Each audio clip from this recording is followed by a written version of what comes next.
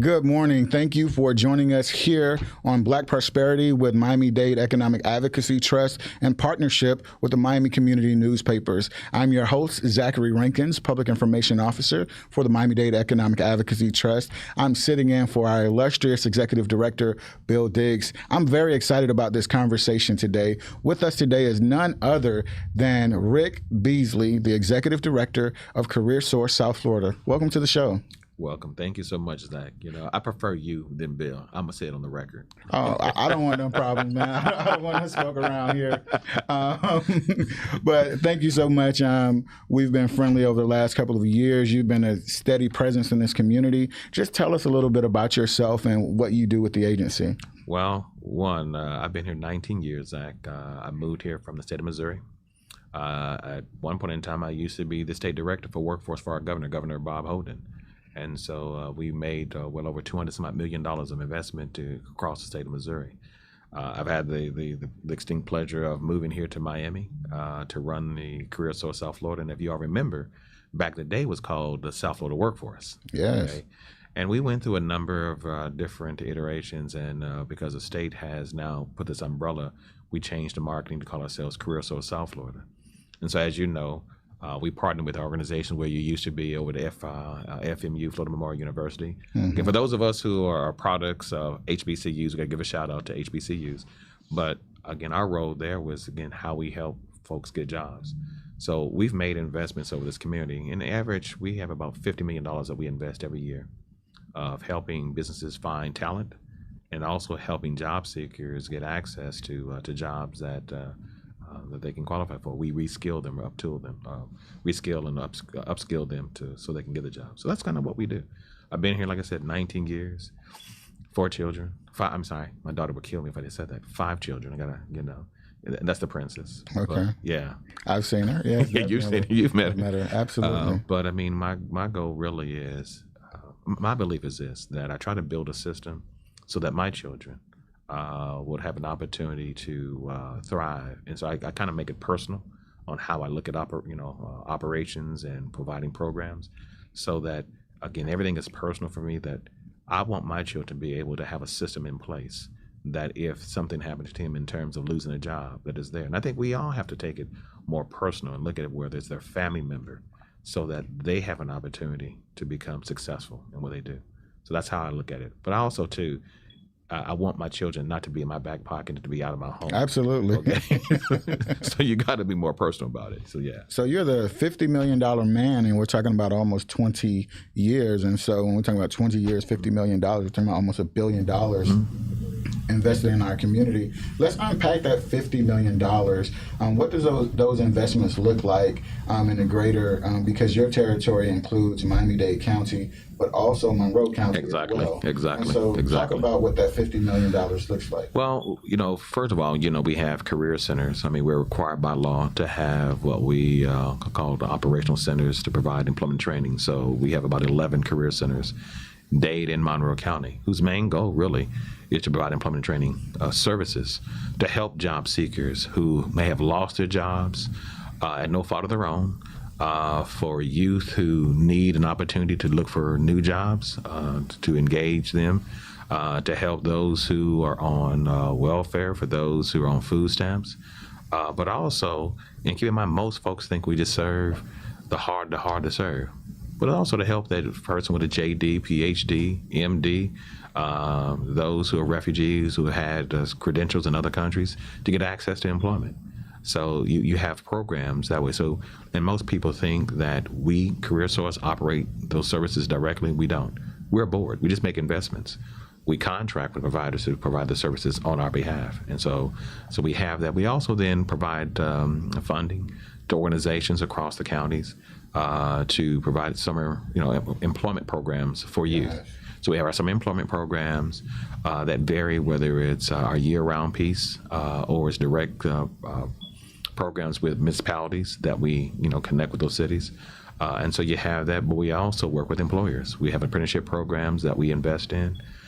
So that's where a lot of our money goes. There's some other little niches that we have out there. There's something we're about to launch here with Mayor Cava on a broadband initiative to increase the number of folks who have digital access. And so we've made investments on a digital divide component. So a lot of it is more of where we see the market going, and that we can make investments in terms of training dollars that help folks get into occupations that are growing and not in occupations that are declining. And so we work with, again, like with MDEAT, the Chambers of Commerce, with other associations to help look at where we need to make those investments. And keep in mind, job seekers are not my primary customer. They're not my customer at all. It's the employer. And the job seeker is my product. I say it that way, and I like that. Not the way, not in a sense that job seekers don't have value. Okay, so let me give the analogy this way. Let's take Ford has all these raw products, this raw material, and they make a car, or a truck, or a van. All right, and so they're making making the needs of these cars to the needs of the consumer. Sure. Okay. And that's how I look at CareerSource and what we do. So the employer is my customer, just like we as consumers are the customers of, again, Ford. Sure. All right. But also the dealers are customer of Ford, okay, because they have to service those products. Sure. So how I look at it is that we get with employers, we design programs based on the needs of them. That, hey, I need an accountant, or I need an IT specialist, I need a nurse. And so if we're not investing in those programs to help them attract people, so then I look at the job seekers, again, as my product. I need to reskill them, retool them, make their skills more marketable so that I can get them to the jobs that we just work with the employers to attract. So understand. I love that analogy, because we as employees or job seekers have to market ourselves for opportunity. Exactly. And so you're getting these people opportunity ready. And so talk about some of the resources. If I'm a person who feels that I'm underemployed, I'm not making as much as I would like to, or if I'm a person that's looking for a more lucrative pathway, because we know that the rent, the housing costs are rapidly increasing here in Miami-Dade County, what type of services does CareerSource offer that I can tap into to, like you say, upskill myself and market my services to more lucrative job opportunities? So let me share with you. Let me first give you the backdrop of what we've done here in the last 6 months. We revised our policies to focus not just on low income, but also kind of like the middle class, to help reskill. Because based on the economy here in Miami, it is very hard for individuals to live, regardless if it's two-parent, one parent making, $60,000, and you combine it to $120,000. It's still very difficult. And so we use the ALICE study, which is the asset income, and they're going to kill me because I don't have the right acronym, but it's called ALICE. The United Way designs a study. Okay, and it gives you the characteristics of family sizes and how you need to help families. And so what we normally would take in terms of income, you have to include in terms of car payments, insurance, childcare, those things. And sometimes when you look at eligibility, aren't included in the process. Wow. I'm giving you that as the backdrop to say, here's what we do. Now we've changed that policy. We've expanded our eligibility piece. So you may take, Zach, that says, hey, you know what? I've been doing journalism for 5 years, but I still have skills, in program. I like to go in this area. Here's where we can, again, kind of make the shift. But we're also going to take a look at, again, those jobs that are out there, because we don't just train just for training's sake. It is ensuring that we make the right investments. Say, hey, Zach, here are your skills. Here's what you want to go into. Do you really have the aptitude? We're going to test for that.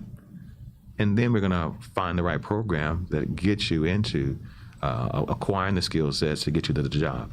And that's what's important. We've put some things in place to help, again, do with accountability, because we just don't want to just train and not give people jobs, okay? But we want to put you into the right field that we know that's going to be growing, okay? And so, but again, we've modified our policies to help everyone. There's an initiative that we're trying to launch here, and it is working with employers, but also working with our institutions of higher learning that those institutions of higher learning give college credit to Zach. And let's say Zach doesn't have a degree, but Zach has worked 15 years in the industry. And let's say, let me just use journalism, but worked 15 years in journalism, but doesn't have a degree. So we're trying to work with institutions of higher learning to give what we call prior learning assessments, or college for prior learning, taking your work experience, giving you college credit to accelerate, again, that credential or that degree. The reason why we changed that policy I just shared with you is so that I can work with that individual that who may not have the resources, because I'm trying to take care of home. Right. How do I pay for going back to school? Right. This is where we come in to provide those resources. And so we're about to launch this initiative with a group called CALE, the Center for Adult Experiential Learning, where FMU will be a part of this the process, Miami-Dade College, and we're also looking at Atlantis University, which is a proprietary institution, of, again, using it as a benchmark to design the process of helping working adults get through this maze of getting their work history to be approved for college credit. And so we want to see this, countywide, and not just with those institutions, but Florida Memorial, Berry, St. Thomas, and a lot of them have what we call prior learning assessments that they give to working adults. But is it standardized? What happens at one institution may not happen at another. We want to be standardized so that working adult can see what program is going to be best for them. Exactly. Okay. Along with some of the training that you provide, and I think that that's tremendous, with the respect that we as a community have the opportunity to get consistent training, both traditional, both workforce-based, but also from an educational standpoint. So my question to you would be, you partner with a lot of businesses. I worked at organizations where they've partnered with CareerSource to bring in employees, where CareerSource has subsidized the growth of employees. So talk about how you have, when I say you, I'm talking about CareerSource South Florida, how CareerSource has been a partner with businesses to help them scale and get additional employees. So the services we offer to our businesses, and I'm glad you kind of went that way, because again, if the employer is my primary customer, what am I doing for them? First, we offer programs like on-the-job training. Okay, on-the-job training says that I take Rick Beasley, that has maybe 70% of the skills that employer desires. So there may be a 30% gap there. So I may go to that employer and say, hey, you know what? Look, for Rick and Zach, I'm going to subsidize the wages up to 75% of the work of the wages for up to 6 months.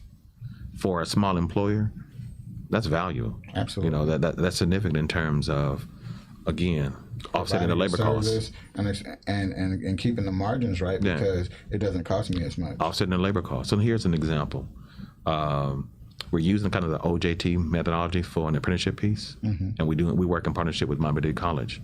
But Bean Automotive, which is right down the street here, okay?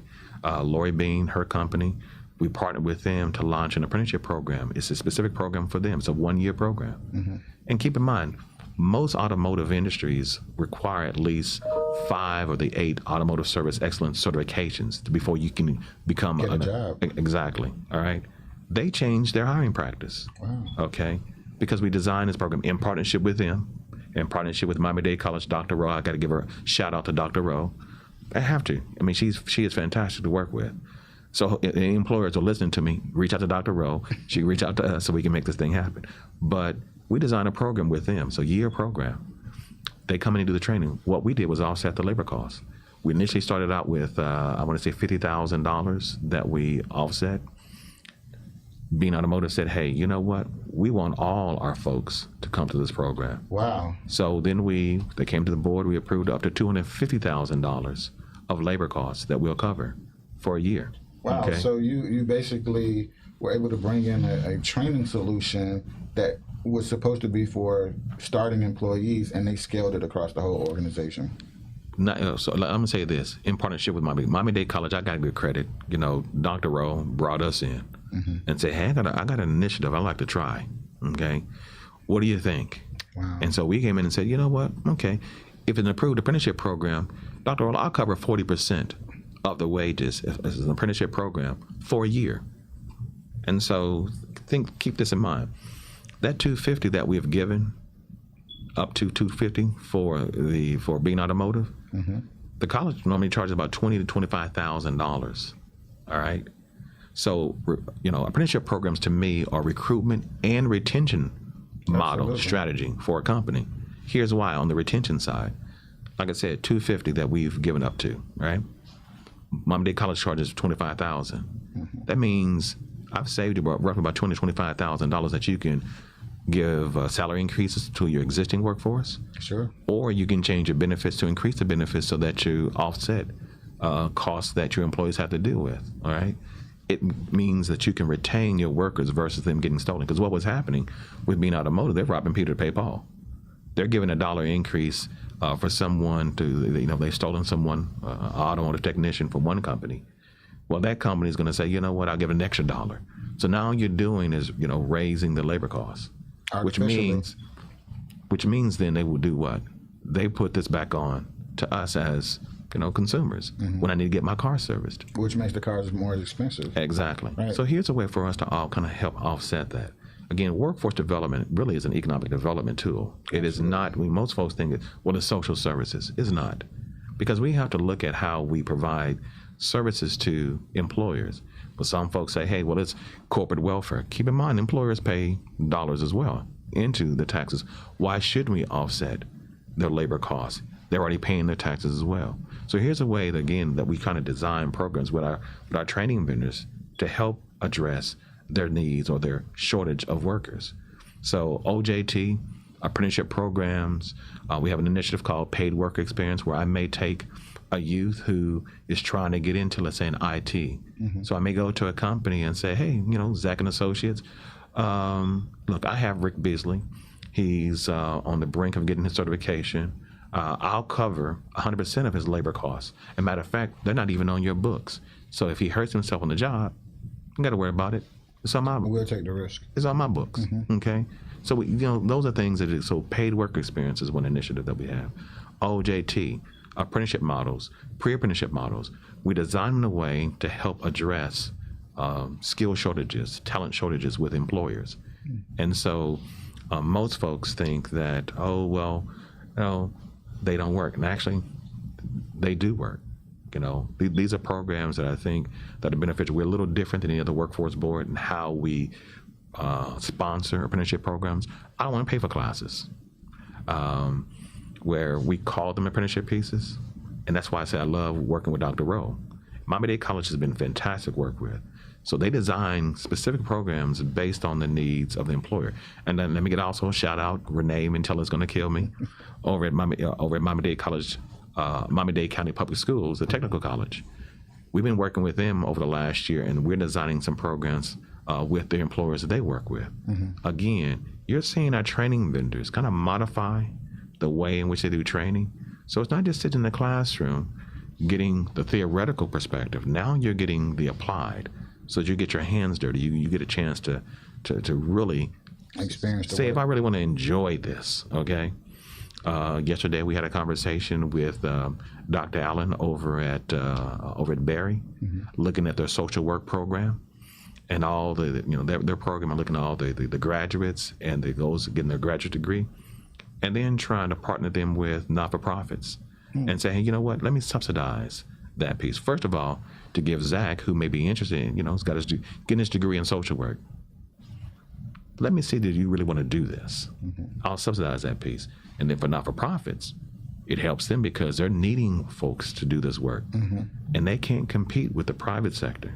Yes. Okay. That's what I wanted to talk about. I think that's very significant that you offer this resource, because now I can get my staff and get those acquired skills and that human capital. I could optimize my human capital versus just because the traditional method has been to either outsource the human capital or, as you said, recruit it from someone else. But if I from a contender, and that artificially raises the prices, which are then passed on to the customer. And so if we're in a situation where we can optimize our human capital internally, it's a great retention course, and it creates an opportunity for businesses to reinvest back into their workers and also pass a little bit of that savings to the customer.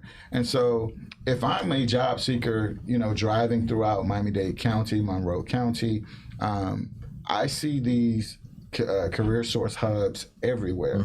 I think that you've been very accessible in terms of CareerSource being accessible. You're all throughout the community, multilingual. And then there are times where you might go to an event and see a mobile unit out there. Talk about what we can expect if I'm a person that's a job seeker and I walk inside of one of these hubs.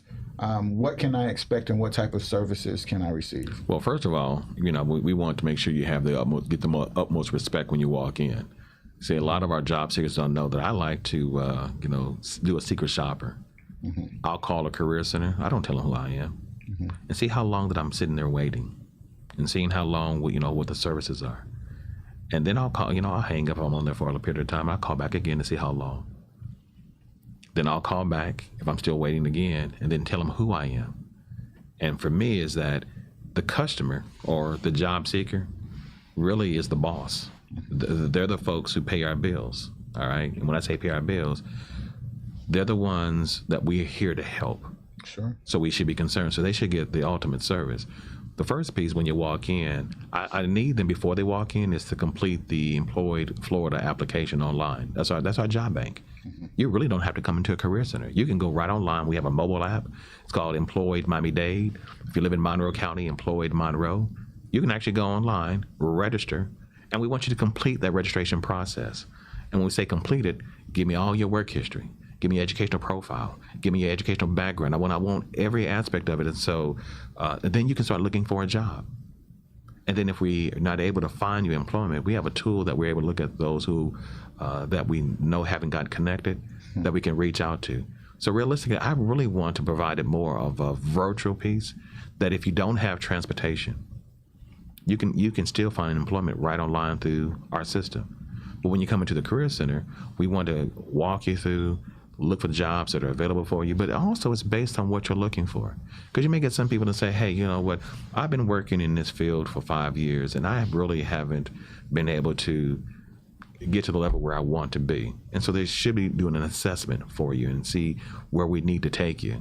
Then look at your aptitude and then say, okay, here, based on your aptitude and based on what you want to do, here's some of the programs that, fit what you want. We then, do an eligibility piece to make sure you're eligible. Then we give you what we call an individual training account, which means I'll cover your training to go to an institution that has been approved by us as a board. Okay, that's the ultimate goal. But realistically, I'm looking whether or not I get you a job. That's the ultimate goal for me. Did I get Zach? Did I get Rick a job? Because at the end of the day, that's what your tax dollars are for. Did I help improve someone's life? And when I say get you a job, it's not getting you a job lower than what you were making before. The ultimate goal is getting you a job at a higher rate. I mean, and so that's the ultimate goal. And so I would, for the folks who are listening to our conversation, if there are problems that they're experiencing in a career center, then give me a call at my office, 305-929-1501. I put that out there because look, we're not perfect. But I do want to remind folks that people in the centers, they don't work for me. They work for a provider. So if my providers aren't doing what they're supposed to, I need to know. I want to know. As you know, we just stole Robert Parson. Yes, my former colleague at MD. And Robert Parson now is my assistant director of programs. That would be his area. And so I want to take those complaints if there are any. But I also, if there are good things going on, let the career centers know how thankful you are. Don't call me. Call them. If there's something wrong, then call me so that we can make improvements. But the ultimate goal is that you come into a center, if you're looking for a job, that we get you connected and then we get you placed in the job that you want to go and grab and make a career out of. That's the ultimate goal. And if we can get you into the first step, it is not just letting you go and say, okay, I got them the job. Let's see how we can improve the life a little, because we track you over a year just to make sure that things are in place. We'll reach out to you. Deliverables and making sure that you're upgrading. And so definitely want to be clear, if you're a job seeker looking for a job, there are many interfaces with CareerSource South Florida that you can connect with, whether it's online at Employed Florida, Employed Miami-Dade. Employed Miami-Dade, Employed Monroe. And then also, they can go to Employed Florida.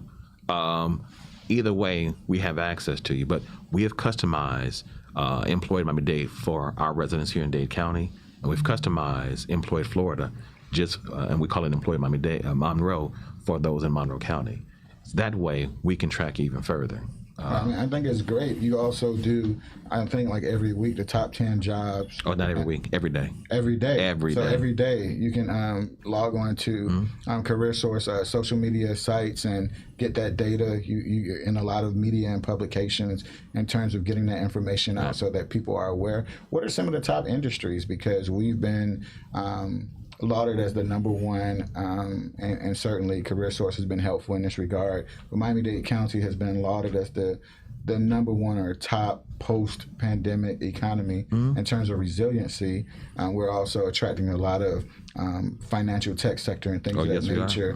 Where will you encourage job seekers or people who are looking to basically enhance their earning power? What sectors, what areas are you seeing that you would encourage them to look at? One, in finance. As a matter of fact, I think January 30th, with I think it's Carlson Ross. I'll make sure I get it over to you so you can get it out.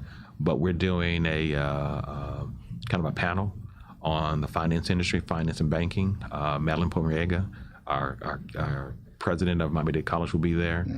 Myself and Connie Laguna, who's the director over Center for Financial Training, to talk about those jobs. Those jobs are growing.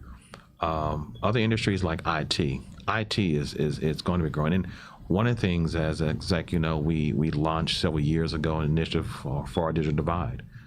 We've made investments in terms of having tech hire centers throughout Dade County, and that was the intent. The first one we did with Big Brothers Big Sisters, and that each tech hire has a theme. That one was focused on youth. Then we launched a tech hire center with the Opelika CDC, which now is called the 10 North Group.